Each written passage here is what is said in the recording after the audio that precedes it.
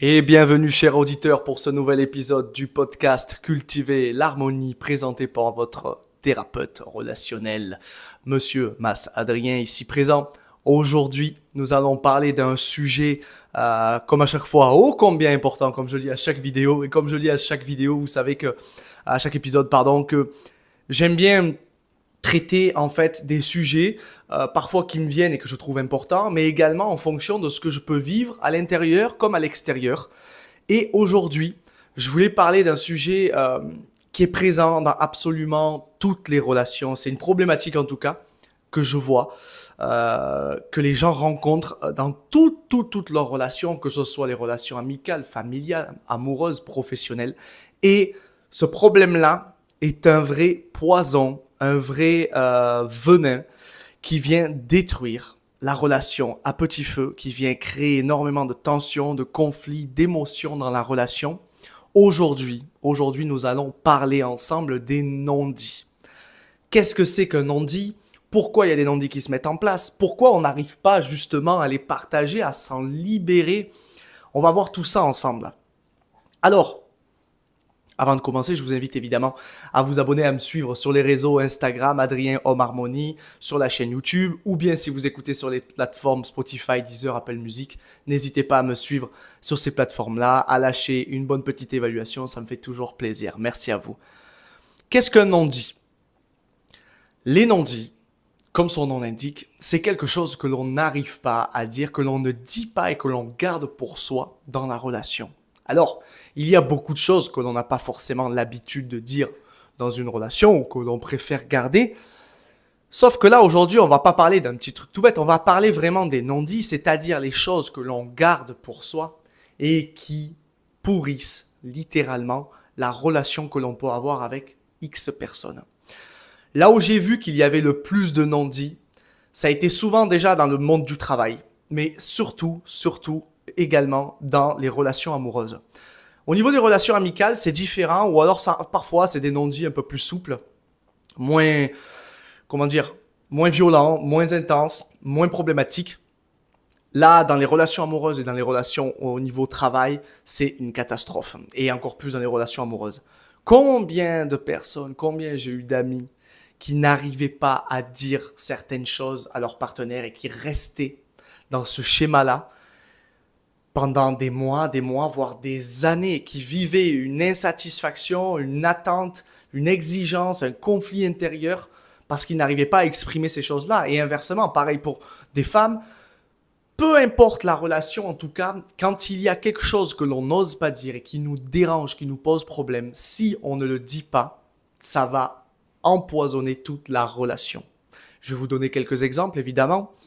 Je prends l'exemple, par exemple, d'un ami à moi qui avait des grosses insatisfactions sur le plan sexuel et qui n'arrivait pas, en fait, à le partager, ça, à le dire à sa partenaire que ça n'allait pas, en fait, sur ça. Il préférait être un peu en retrait, esquiver.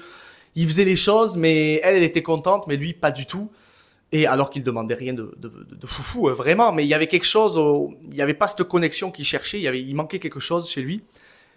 Et il préférait ne pas le dire parce que il y avait des peurs. On va voir après un peu les enjeux derrière ces non-dits, mais il ne l'a pas dit pendant des mois, et après ça a été des années, et ils ont fini par se tromper, après revenir, etc. Et aujourd'hui, les non-dits sont toujours là. C'est ça qui est dingue. C'est que même malgré avoir traversé toutes ces épreuves-là derrière, qui sont la conséquence, la résultante de ce non-dit-là, eh bien, il est encore présent. Donc ça montre à quel point, même lorsque au final, on subit les conséquences de ce non-dit, il peut encore être présent. C'est juste fou. C'est juste fou. Alors là, je vous prends un exemple sur les relations amoureuses. Sur les relations au travail, on le voit tout le temps.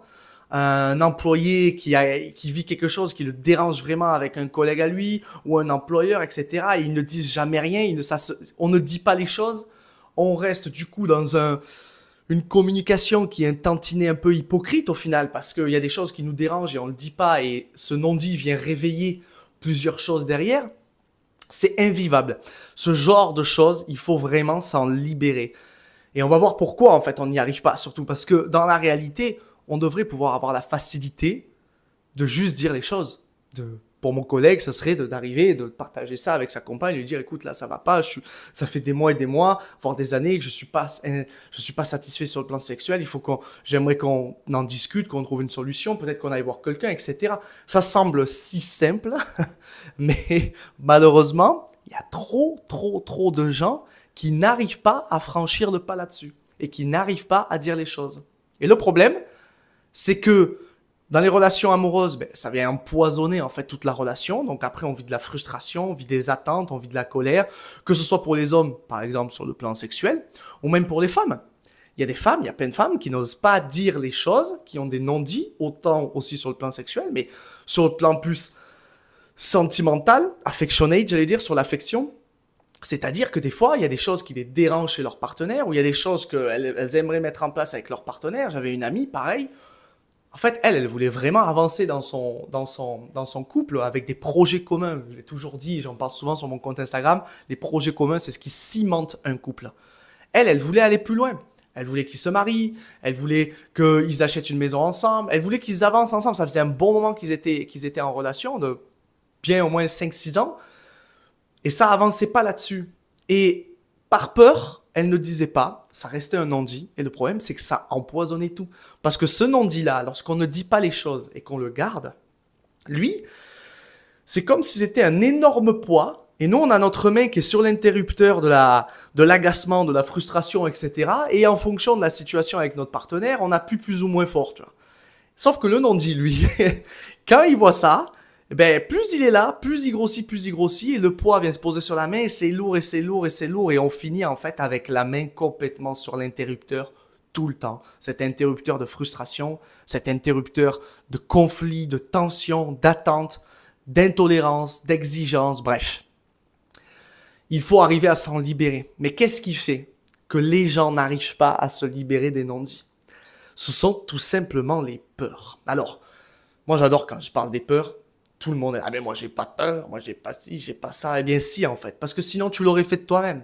De toi-même, tu serais allé voir la personne et tu lui aurais dit. Si tu ne lui dis pas, c'est que tu as peur que quelque chose arrive, quelque chose de désagréable t'arrive dans cette relation, etc., que l'autre réagisse mal, peu importe. Souvent, les peurs les plus communes qu'on voit, c'est j'ai peur que l'autre le prenne mal, j'ai peur de le blesser, j'ai peur de passer pour un méchant, j'ai peur de dire quelque chose qu'il ne faut pas.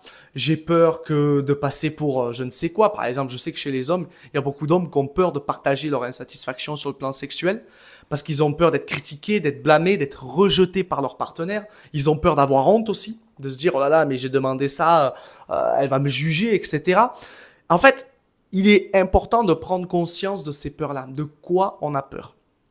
Parce que au moins, vous allez pouvoir définir concrètement ce qui vous empêche de dire les choses.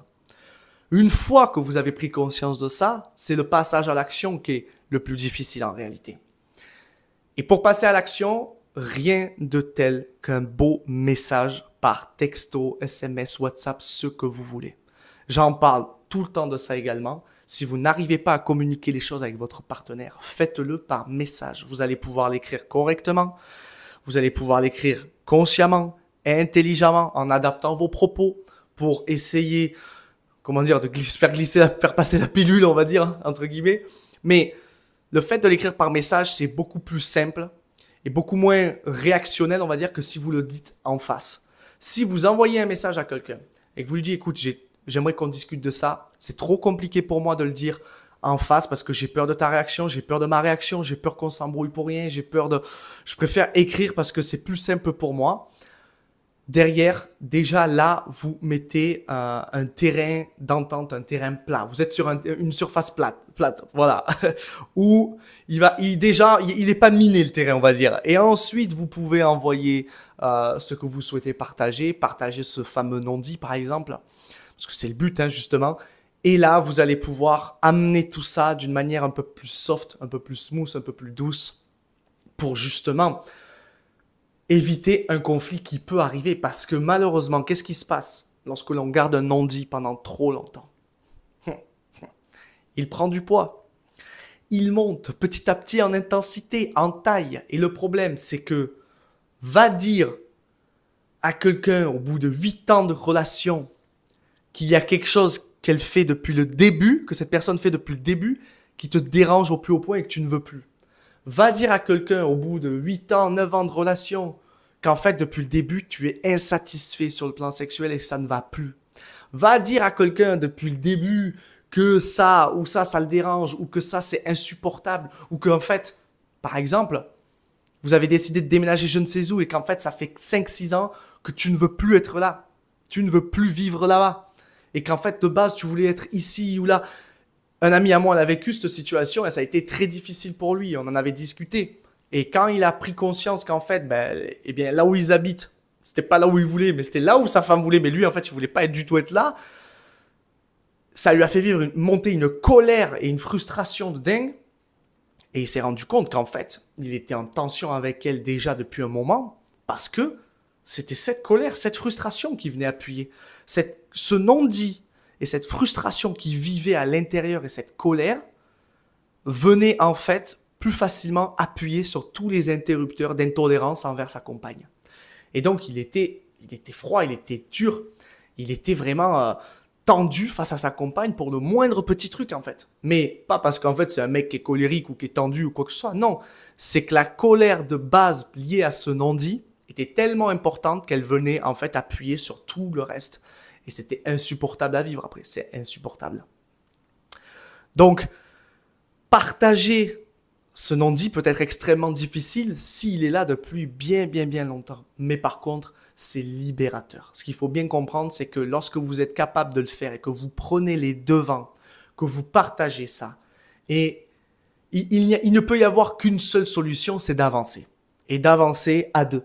Le but, c'est pas d'avancer tout seul. J'ai rarement vu des gens se séparer parce qu'ils partagent un non-dit ou quoi que ce soit. Non, l'objectif quand on partage ça, c'est de trouver une solution à deux. C'est ça le but. S'il y en a un des deux qui vit une insatisfaction, peu importe le domaine, le but, c'est de ravaler un peu sa fierté, de mettre un peu son ego de côté, de digérer la nouvelle et ensuite de dire, bon, qu'est-ce qu'on fait avec ça en fait? Si vous êtes capable de prendre les devants et de dire, bon écoute, là, je prends l'exemple de mon ami qui avait des problèmes sur le plan sexuel avec sa compagne, s'il est capable de dire, de partager ce non-dit, de dire maintenant écoute, je veux en fait être satisfait avec toi sexuellement parce que je sais que je vais être beaucoup plus dans la connexion avec toi, etc.